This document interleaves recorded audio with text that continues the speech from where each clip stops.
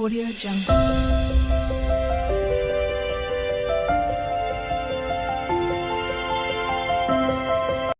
Hi hello welcome to our channel secret chef. ఇవాళ chicken పులావ్ని ఎలా ready చేసుకోవాలి ఏంటి ఈజీ ప్రాసెస్లో చూద్దాం. ఆల్రెడీ మన ఛానల్లో చికెన్ దమ్ బిర్యానీ ఉందండి. అందుకోసమని చెప్పి ఇవాళ నేను చేసే చికెన్ పులావ్ని అందరూ చాలా టేస్టీగా ఉంది అంటూ ఉంటారు. సో ఒకసారి మన ఛానల్లో కూడా పోస్ట్ చేద్దామనేసి వీడియో చేశానండి. ఫస్ట్ మనం ప్రెషర్ కుక్కర్ని స్టవ్ మీద పెట్టుకొని ఆయిల్ వేసుకొని, ఆయిల్ అంటే ఒక 3 స్పూన్స్ అలాగా వేసుకోవాలి ఫుల్గా. బిర్యానీ స్పైసెస్ అన్నింటినీ కూడా వేసుకొని వేపిన తర్వాత ఆవాలు జీలకర్రని వేసుకోవాలి. ఆ తర్వాత చిన్నగా కట్ చేసి పెట్టుకున్న పచ్చిమిరపకాయలని ఉల్లిపాయలని కూడా వేసుకొని బాగా వేపుకోవాలి. ఓ 3 రెబ్బల కరివేపాకుని కూడా అందులో వేసుకోవాలి.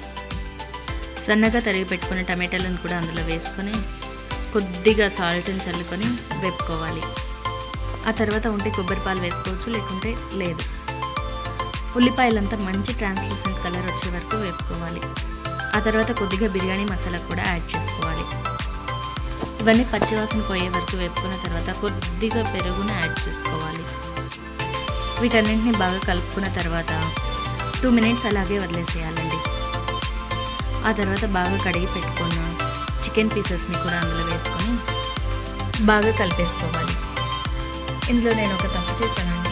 నా రైస్ క్వాంటిటీకి చికెన్ క్వాంటిటీకి నేను పెట్టుకున్న ప్రెషర్ కుక్కర్ అనేది ఏమాత్రం సరిపోదు. అందుకోసమని నేను వేరే బాణలి తీసుకున్నాను.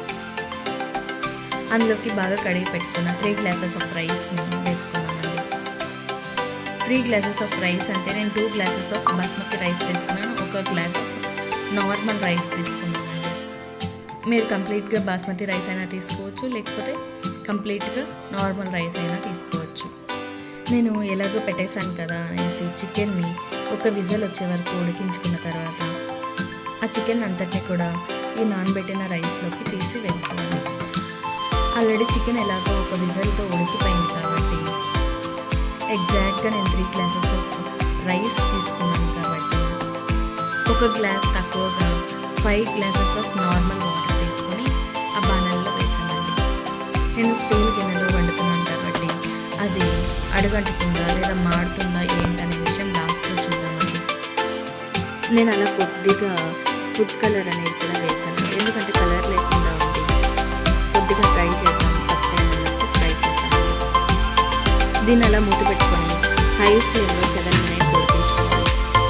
7 మినిట్స్ తర్వాత లో ఫ్లేమ్లో ఉడికించుకోవాలండి. ఆ తర్వాత మూత ఓపెన్ చేసి చూడంగానే పర్ఫెక్ట్గా అయిపోయిందండి.